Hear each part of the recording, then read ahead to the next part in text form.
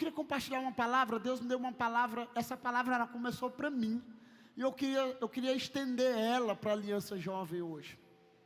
Então eu postei essa frase hoje, ela não é minha. Essa frase é de uma pregação de Gregório McNutt, um cara que eu gosto. E essa semana eu tirei para ouvir algumas mensagens dele. Ele já está na glória, ele morreu, ele é americano. Quem não conhece depois pode pesquisar no Google ou no YouTube.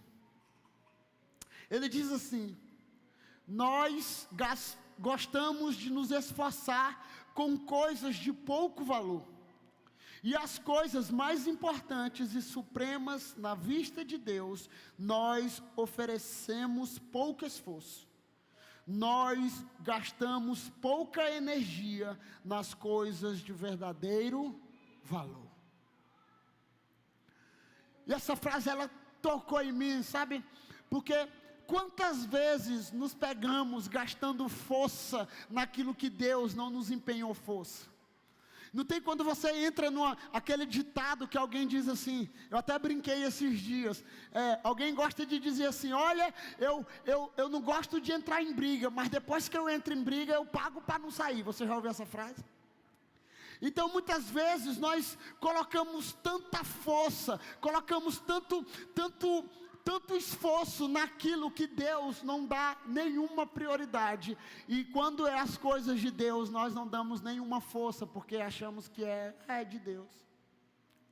Então Deus me deu uma palavra, e essa palavra ela veio de encontro ao meu coração.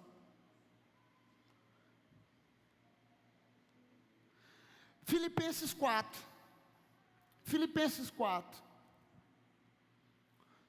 versículo 4 ao 7.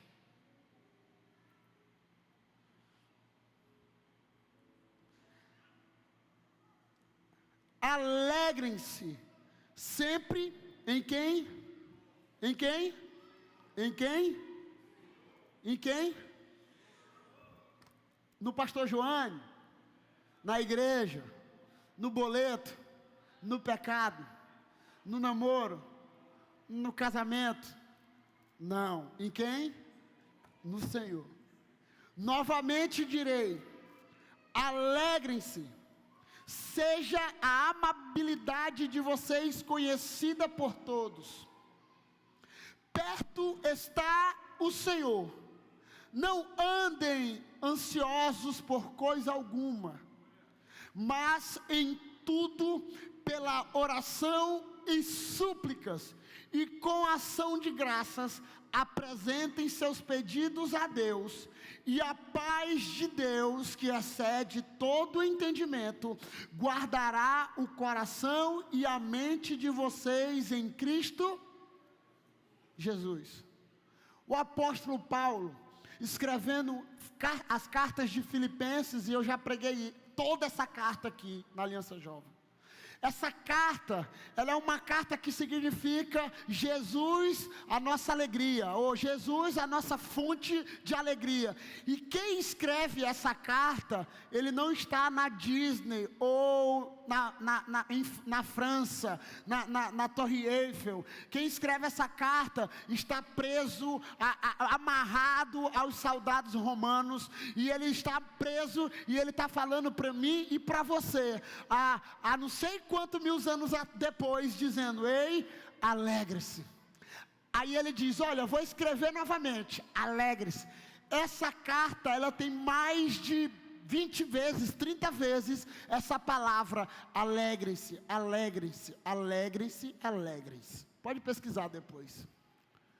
Então, esse é um desafio. Diga: esse é um desafio para mim e para você. Manter-se alegre e descansar em quem? Em quem? Em Jesus. Então ele diz assim: olha, continue a viver, sabe? Seja a amabilidade de vocês, que o amor de vocês sejam conhecido por todos, sabe? Perto está o Senhor. Perto está o Senhor de quem? De quem tem um coração quebrantado. Perto está o Senhor do contrito. Perto está o Senhor do homem esperançoso. Perto está o Senhor do homem alegre. E ele diz assim: não andem ansioso por coisa alguma, mas em tudo pela oração, pela súplica, pelos louvores, pela adoração, sabe? Ele diz assim, e a paz que excede todo entendimento guardará o coração de vocês.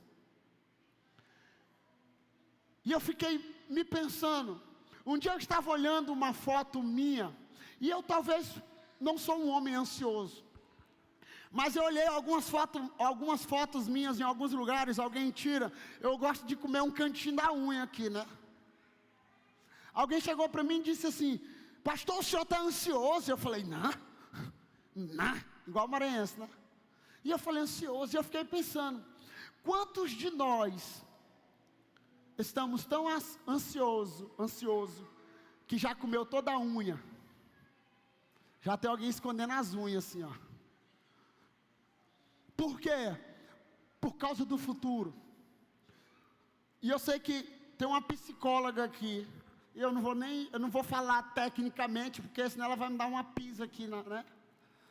Mas eu vou falar fisicamente e espiritualmente como seu pastor.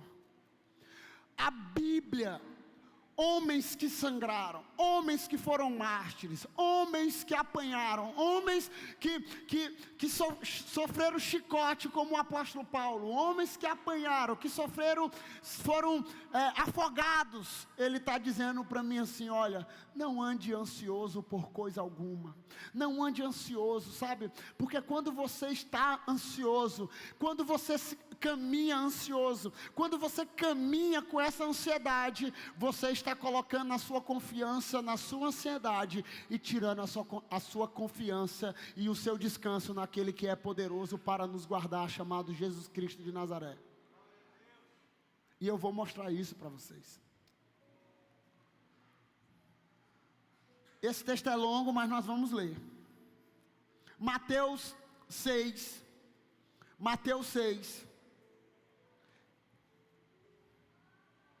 25 ao 34. Diga Mateus 6, 25 ao 34 e vamos ler. Portanto, quem está falando isso? Jesus. Quem? Jesus. Ele diz assim, portanto, eu digo, não se preocupem com a sua própria vida, quanto ao que comer ou beber, nem com o seu próprio corpo, quanto ao que vestir. Não é a vida mais importante que a comida e o corpo mais importante que a roupa? Observem as aves do céu, não semeiam, nem colhem, nem armazenam em celeiros, contudo, o Pai Celestial as alimenta. Não tem vocês muito mais valor do que elas? Quem de vocês, por mais que se preocupe, pode acrescentar uma hora que seja a sua vida? Por que vocês se preocupam com roupas? Vejam como cresce o lírio dos campos, eles não trabalham nem tecem. Contudo, eu digo que nem Salomão, em todo o seu esplendor, vestiu-se como um deles. Se Deus veste assim a erva do campo, que hoje existe e amanhã é lançada ao fogo, não vestirá muito mais a vocês, homens de pequena fé? Portanto, não se preocupem dizendo, o que vamos comer, ou o que vamos beber, ou o que vamos vestir? Pois os pagãos é que corre atrás dessas coisas, mas o Pai Celestial sabe que vocês precisam delas. Busquem, pois, em primeiro lugar, o reino de Deus e a sua justiça, e todas essas coisas serão acrescentadas a vocês. Portanto, não se preocupem com o amanhã, pois o amanhã trará suas próprias preocupações. Basta a cada dia o seu próprio mal. Então, irmãos, um dia o pastor Nonato contou uma história aqui, E ele disse assim, de um pastor Jaime. Alguém conhece o pastor Jaime aqui? Ele é americano, ele foi muito tempo pastor aqui no Barra do Corda, missionário, e hoje ele mora nos Estados Unidos, e lá ele não tem tanto recurso. E aí o pastor Nonato disse que ligou para ele algumas vezes e disse assim, Jaime, que é amigo dele, disse, Jaime, como é que está aí, Jaime? Como é que está aí, Jaime, meu amigo? Ele disse, Nonato, é amigo, né? Então ele pode chamar o pastor Nonato de Nonato. Não eu posso chamar o pastor Nonato de Nonato. Eu vejo algumas pessoas dizendo assim, e aí, Nonato? Eu falo, está falando com o teu primo, com o teu irmão? Pastor Raimundo Nonato. Então ele disse, Nonato, aqui tem pássaro. Jaime, como que está aí, rapaz? Ele, Nonato, aqui tem pássaro. Está ouvindo ele cantar? Jaime, pelo amor de Deus, Jaime, como você está, meu amigo? Ele disse, Nonato, aqui tem pássaro. Aí o pastor Nonato, ele falou, a Bíblia diz em Mateus, que se até os pássaros, Deus veste eles e sabe que roupa eles precisam, imagine nós, Ele tem cuidado de nós. Então o que acontece? Deus tem cuidado de você. Eu me peguei ansioso pela sua ansiedade como meu discípulo. Eu comecei a ter o peso de intercessão, Caori, pelos meus discípulos. Aquele que ainda não casou, aquele que ainda não formou, aquele que ainda não conseguiu a namorada ou namorada, aquele que ainda não... E eu comecei a ficar ansioso por isso. E eu comecei a falar, Jesus, visita eles em casamento, visita eles em prosperidade, visita eles, sabe? E eu comecei, me dar um peso de pastor, porque eu sou seu pastor. Mas sabe de uma coisa? Deus começou a me confrontar, porque Ele tem cuidado de nós. Ele sabe o que é melhor para você. Ele sabe o que é melhor para você. Ele sabe qual é a roupa melhor para você. Você já viu uma mulher que vai a um casamento no final de semana? É igual a minha, com certeza. Ela diz assim, oh amor. É assim que sua esposa fala? Oh amor, eu não tenho nenhuma roupa para ir para o casamento. Quando abre, tem várias. Oh amor, eu não tenho nenhum par de sapato. Quando abre tem 20 sapatos e ela só tem 2 pés. Sim ou não? Toda mulher é assim, não é verdade? Guarda-roupa lotado de roupa. Não tenho nenhuma roupa. Não tem nenhuma roupa. O homem é diferente. A mulher, vamos sair amor. Ele bota a roupa do Flamengo, do São Paulo e um short, está arrumado. Amor, tu está arrumado. Estou arrumado. Então, o que acontece? Deus, Ele cuida. Jesus, o homem que foi crucificado. Jesus, o homem de dores, como a palavra do Senhor diz. Jesus, o homem que sofreu, sabe, o maior sofrimento que um homem pode sofrer. Ele está dizendo para mim e para você, fique tranquilo. Keep calm, fica tranquilo. Sabe por quê? Porque eu conheço os pássaros. Eu sei o que eles precisam. Eu sei, sabe, qual é a roupa que ele precisa. Eu sei o que você precisa para comer. Eu sei o que você precisa. Se os pássaros que estão voando nos céus, sabe, nem eles se vestiram com tanto glamour, nem Salomão, com toda a sua glória, com toda a sua beleza, se vestiu como a relva do campo. Imagine vocês, não ande ansioso pelo futuro, não ande ansioso pelo que há de comer, pelo que há de vestir, sabe? E nós estamos em uma época na nossa sociedade, que os homens, eles se tornaram amantes de si, que a Bíblia diz, que o seu Deus será o seu estômago, a Bíblia fala isso, e sabe de uma coisa, nós temos lutado e temos visto uma geração, que tem corrido desesperadamente, pessoas que têm tentado tirar a sua própria vida, pessoas que têm, sabe, se entregado, sabe por quê? Com medo do futuro, em vez de viver o hoje, o aqui e o agora. Porque a Bíblia diz, basta cada dia o seu mal. Então meu desafio hoje para você como um cristão, quantos aqui tem Deus, irmão? Quantos aqui tem Deus verdadeiramente? Tem algumas pessoas achando assim, quantos aqui tem Deus? Quantos aqui aceitaram Jesus Cristo? Quando você E eu estou falando biblicamente, quando você tira Jesus de todo o centro da sua vida, quando você tira Jesus do seu futuro, sabe, uma das características de Jesus ele é o alfa, o ômega, o início, o fim. Então o nosso Jesus, o nosso Deus, conhece o fim antes do começo, conhece o começo antes do fim, porque Ele nos sonda, Ele nos conhece. Se eu coloco a minha casa no mais profundo abismo, Ele ainda estará. Se eu coloco a minha casa no mais altos céus, ali Ele estará. A Bíblia diz que Ele me conhece, Ele me sonda, Ele sabe quando eu deito, quando eu levanto, ainda a palavra vai sair da minha boca, Ele já sabe o que eu vou falar, sabe, Ele consegue sondar e escrutar todos os meus caminhos, Ele conhece todos os meus neurônios. Imagine se Ele não conhece o que você precisa comer daqui a pouco. Imagina. Então o próprio Jesus está dizendo: você anda ansioso demais pelo futuro. Qual é a maior causa da depressão, doutora Thalita?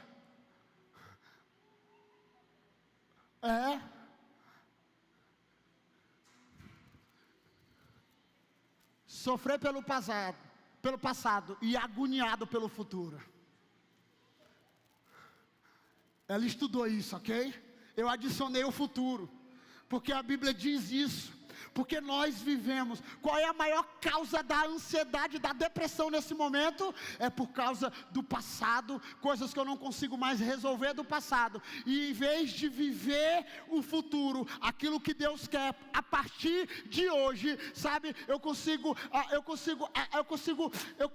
eita, solta minha língua. Eu começo a ficar amarrado ao passado, e sabe, e existe uma célula daquela que o nome é um dia de cada vez, né? É um passo de cada vez. A vida cristã, meu irmão, é um passo de cada vez. A vida cristã é um dia de cada vez. Tem gente que é tão ansiosa, que ela não consegue viver e nem deixa os outros viver. Tá bom, pastor? Não tá bom, pastor? Tá bom, meu amor? Não tá bom? O cabo nem falei nada. Porque nós estamos tão desesperados para viver algo, em vez de viver o aqui, o agora de Deus na minha vida. E o próprio Jesus, o Deus encarnado, diga o Deus encarnado, Ele está dizendo para mim, o mortal, dizendo: Joane, fica tranquilo, que eu conheço o teu passado, mas você não está mais lá. Eu conheço o teu presente, e eu estou te levando para um futuro. E sabe qual é uma das características do nosso Deus em Jeremias? Não pastor Joane, mas o nosso Deus, o Yahvé, Ele diz assim: eu que sei os planos que tenho para vocês, são planos de paz e não de mal, são planos de um futuro melhor, sabe, é um plano de prosperidade e não de mal, é um plano de lhes fazer um futuro melhor. Então por que nós estamos agarrados ao passado, se Deus quer nos dar um futuro e um presente próspero? Porque o que Ele promete, Ele cumpre, porque Ele é fiel. Se existe uma das características mais lindas que eu amo no meu Deus, é que Ele é fiel. Se você for ler de Gênesis a Apocalipse, você vai encontrar a fidelidade de Deus em todos os textos. Deus prometeu a Abraão, cumpriu sobre a vida de Abraão. Deus prometeu sobre a vida de Enoque, cumpriu sobre a vida de Enoque. Deus prometeu na vida de Jacó, prometeu na vida de Jacó. Deus prometeu na vida de Esaú, cumpriu aquilo que tinha na vida de Esaú. Deus cumpriu na vida de Davi. Deus cumpriu.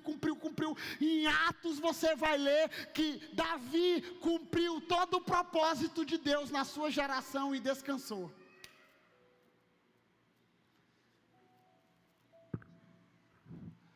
Saia do passado. A última mensagem que eu preguei no domingo aqui na igreja foi: se você viver no passado, você morre para o seu futuro. Então o desafio de Deus é: descanse no Senhor. E sabe qual é a dificuldade maior hoje?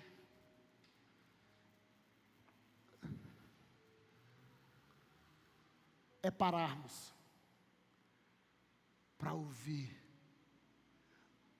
para contemplar, para saber qual é o próximo passo. Por isso que nós temos atropelado a nossa vida espiritual, porque nós damos passos que Deus não mandou dar. Fica tranquilo. Depois você estuda sobre contemplação. Somos uma geração que pouco contempla, pouco para ouvir. Estamos acelerados, estamos em movimento, estamos sempre querendo ter a resposta, sempre sabemos demais, sempre estamos conectados, sempre temos uma informação nova, sempre queremos, e Deus está falando assim: keep calm, cara, eu sei o teu futuro, eu já estou lá, porque eu sou o alfa, eu sou o ômega, eu sou o início, eu sou o fim. Eu criei todas as coisas e todas as coisas estão debaixo do meu poder. Aprenda a descansar em Jesus. E quando eu falo essa palavra, eu estou falando para mim que eu sou homem. Eu sou um homem de dor, eu sou um homem de sofrimento, eu sou um homem casado, eu tenho filhos, eu sei, eu fico pensando no futuro, eu sou como você, mas sabe de uma coisa? Eu tenho orado e aprendido assim: Senhor, me ensina a descansar. Ensina-me a descansar em Ti, Senhor. Todos os homens, o próprio Jesus, na cruz, irmão, sofrendo, o próprio Jesus, chega uma hora que o lado humano dele diz assim: Lama lama sabachthani. Alguém sabe? Todo mundo sabe o que significa, né? Deus meu, por que me desamparaste? Aí eu acredito que ele dá ali o lado homem de Jesus diz: Deus, Tu me trouxe aqui, eu estou cumprindo o propósito, mas eu estou na cruz. Aí ele diz: Lama lama sabachthani, Senhor, Deus meu, por que me desamparaste? Mas na mesma hora ele volta e diz: opa, mas que não seja feita a minha vontade, que seja feita a Tua vontade. Eu estou aqui no Teu propósito. Está consumado, está concluído, está feito. Tudo aquilo que Deus me chamou, o Pai me chamou para fazer, eu fiz conforme a Sua vontade. E o terceiro texto,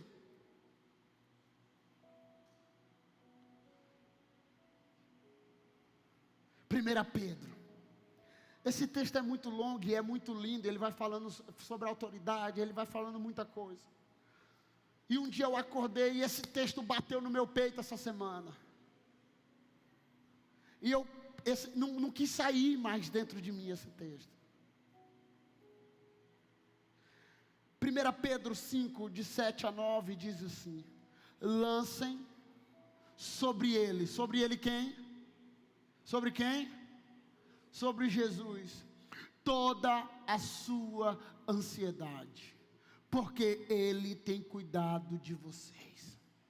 Estejam alertas e vigiem. O diabo, o inimigo de vocês, anda ao redor como leão, rugindo e procurando a quem possa devorar. Resistam-lhe, permanecendo firmes na fé, sabendo que os irmãos que vocês têm em todo o mundo estão passando pelos mesmos sofrimentos.